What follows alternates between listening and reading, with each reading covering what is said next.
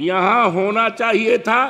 मैं देवतुल्य मतदाताओं को आभार प्रकट करता हूँ। इस पर खर्च हो रहा है, गरीबों का मुआवजा नहीं दी। ये 29 पेज के अभिभाषण में कहीं पर भी अयोध्या का नाम नहीं है। अयोध्या में वहाँ की गलियों को देखा था, कीचड़ भरा है। प्रभु राम के मंदिर में जाएंगे तो सारी गंदगी को पैर से छप छप छप छप करके जाएंगे। माननीय सभापति जी, मैं आपके प्रति बहुत ही आभारी हूँ कि आपने दुनिया के विशालतम लोकतंत्र के मंदिर में मुझे अपना विचार रखने का मौका दिया है। मैं आपके प्रति बहुत ही आभारी हूँ। और आज इस आदरणीय सदन में उन तमाम माननीय सदस्यों के प्रति आभार प्रकट करता हूँ, उनका अभिनंदन करता हूँ, स्वागत करता हूँ, बधाई देता हूँ, जो आज इस महान सदन में अपने अपने क्षेत्रों से जीत के आए हैं। माननीय सभापति जी, मैं अपने नेता माननीय अखिलेश यादव जी के प्रति आभार प्रकट करता हूं कि उन्होंने एक ऐसी सीट जो अयोध्या में है, प्रभु श्री राम मर्यादा पुरुषोत्तम राम की धरती पर है, जिस सीट के लिए 54 फैजाबाद के लिए देश और दुनिया की निगाहें लगी थी। और आज मान्यवर, आज जब चुनाव हो गया है, जब वहाँ की देवतुल्य मतदाताओं ने मुझे चुनाव जिताकर भेजा है, तो आज केवल हिंदुस्तान में ही नहीं, सारी दुनिया में चर्चा है। मान्यवर, मैं देवतुल्य मतदाताओं को आभार प्रकट करता हूँ। प्रभु श्री राम के प्रति अपनी आस्था और आभार प्रकट करता हूँ। और मैंने महामहिम राष्ट्रपति जी के अभिभाषण को सुना और देखा। मान्यवर, ये 29 पृष्ठ का है, लेकिन मुझे खेद है कि महामहिम राष्ट्रपति जी का नाम यहाँ होना चाहिए था, जहाँ संसद के समक्ष भारत के राष्ट्रपति का अभिभाषण। ये दुनिया के में किस तरह के मैसेज जाएगा? हमारे देश में कौन से राष्ट्रपति हैं, उनका क्या नाम है, इसको मान्यवर होना चाहिए था।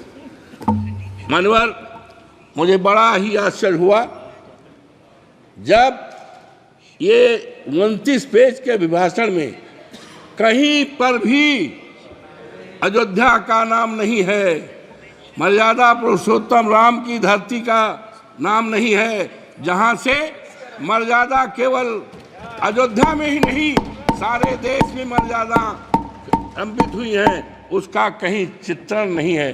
मान्यवर, मुझे बड़ा ही अफसोस हुआ कि अभी परसों मैं गया था अयोध्या में, वहाँ की गलियों को देखा था, कीचड़ भरा है। और जहाँ पर हमारे देश के आदरणीय प्रधानमंत्री जी ने 6 महीने पहले एक रेलवे स्टेशन का, जो अयोध्या के नाम है, उसका उद्घाटन किया था। 150 से ज़्यादा बाउंड्री वाल है, ढह गई है।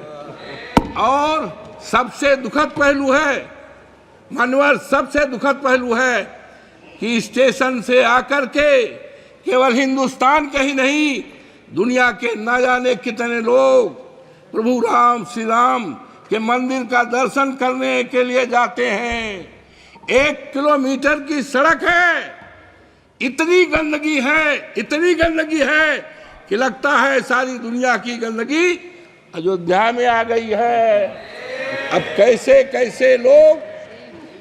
कैसे लोग दर्शन करने के लिए जाते हैं, प्रभु राम के मंदिर में जाएंगे तो सारी गंदगी को पैर से छप छप छप छप करके जाएंगे। और यही नहीं मान्यवर, मैं और आगे बढ़ा तो वहाँ पर जलायन एक अयोध्या का प्रभु श्री राम के मंदिर के पास का है जलायन मोहल्ला, पानी भरा है, और इतना पानी भरा है गरीबों को मुआवजा और मानवर गरीबों का मोहल्ला है, कमजोरों का मोहल्ला है, दलितों का मोहल्ला है और पानी भरा है। और सुना है उसके निकासी के लिए 35 करोड़ रुपए अलॉट हुआ है, लेकिन पता नहीं है ये पैसा कहाँ गया है, किस पे खर्च हो रहा है। गरीबों का मुआवजा नहीं दिया। और मनोहर मुझे बड़ा अफसोस हुआ कि वहाँ पर एरोड्रम बना है, लेकिन एरोड्रम बनने में गरीबों को, किसानों को पैसा नहीं दिया गया। और अफसोस की बात है कि हर साल मार्च के एंड में सर्किल रेट बनता है। सर्किल रेट के द्वारा जमीनों का मूल्य का निर्धारण होता है, लेकिन अफसोस के साथ कहना पड़ता है हमारे उत्तर प्रदेश के हर जिलों में सर्किल रेट बना है, लेकिन आज 7 साल हो गया है फैजाबाद के, अयोध्या के किसानों की जमीनों के लिए सर्किल रेट न बनने के कारण उनकी जमीनों को कौड़ियों के दाम पर बाहरी लोगों को बसाने का काम किया है। हमारे नेता के पास न जाने कितने लोग आए, लेकिन हम कह के आए मानवर कि हम मुआवजा दिलाएंगे, हमारे नेता ने कहा था, लेकिन मुआवजा नहीं मिला। मानवर, ये मर्यादा पुरुषोत्तम राम की धरती है, वहाँ की मर्यादा को तोड़ा गया है। और निशिकांत दुबे जी, निशिकांत दुबे जी,